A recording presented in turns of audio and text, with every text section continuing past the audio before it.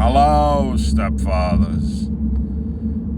Today's topic is very dear to me because I believe it to be the cornerstone of that part of life that deals with our blended family. We often speak of our stepkids, the issues that we have in raising our stepkids, the problematics that the stepkids might have that are different from those that kids of similar age might have if their family was not blended. So substantially the differences that kids have because they are in a blended family and therefore have one step parent. The crucial aspect that I really wanted to discuss today was, why do we have stepkids? Why are there blended families? Let me set this thing a little bit straighter. Okay. Why do we have blended families?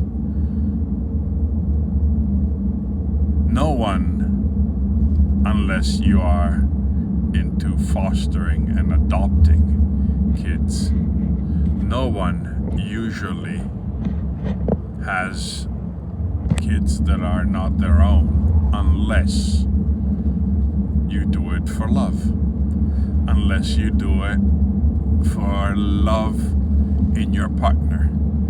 So what is this cornerstone of blended families? The cornerstone of blended families is the couple.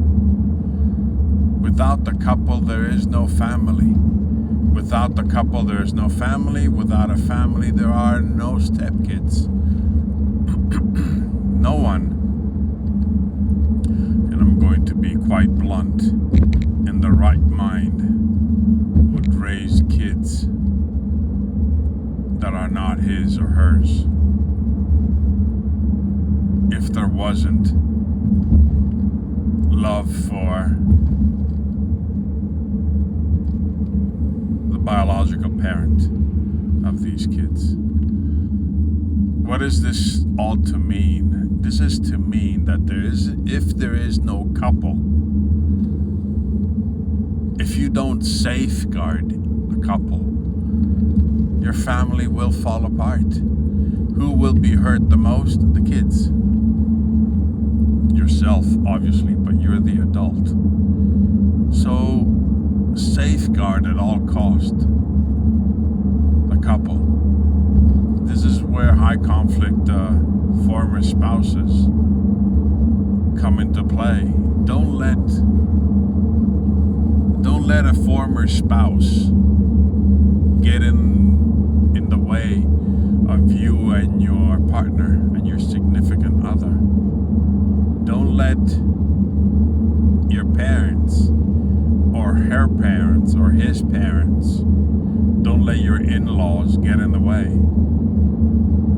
Really, let's go back to basics. Why are we step-parents? We are step-parents because we are in love with a woman or a man that has kids from a previous marriage or a previous relationship.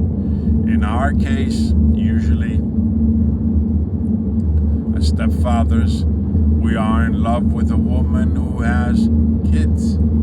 If we were not in love with that woman, we wouldn't have kids. We wouldn't have stepchildren.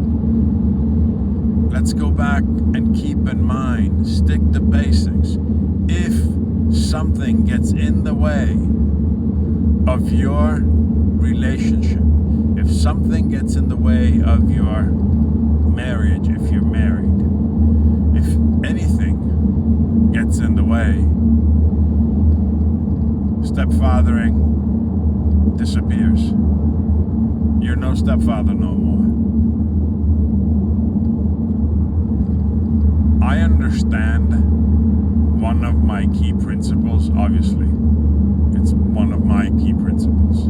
I defend it. That is, treat all kids the same.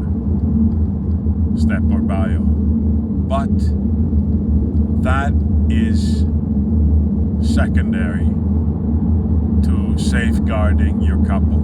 If you don't safeguard your couple, you don't have a family. You don't have a blended family. You don't have stepkids. That is number one on the order of things. And if it's number one in the order of things, as blunt as this may sound, that it has to become number one in your priority list. If your partner is not number one on your priority list, then you are doomed. You will have issues. And even more so, if you are not, as a stepfather, number one on the priority list of your partner, she will always put her kids first. She's a mother. We know that. Let's take that for granted. But if she doesn't put you right up there as a priority, you will be resentful. You will wonder, why am I doing all this? And it's a good question. Why are you doing all this if you're not getting anything? And it's not a math game where you add up, pros and cons. But if you are not getting anything out of your couple's relationship, then why are you there? Since the only reason you're raising her kids is because of her. Unless you have unresolved issues of your own, if you project on these kids your childhood trauma as a kid with a divorced parents, that's something else. But in non-clinical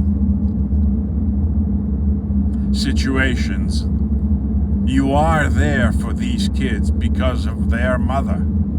If their mother doesn't put you nice and high up on that priority list, you will be resentful. You will not be happy. If you're not happy in a relationship, the kids will pay the price.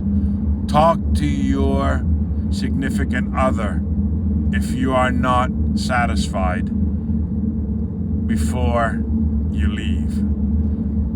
Let her understand that you're there because of her. You take care of her kids because of her.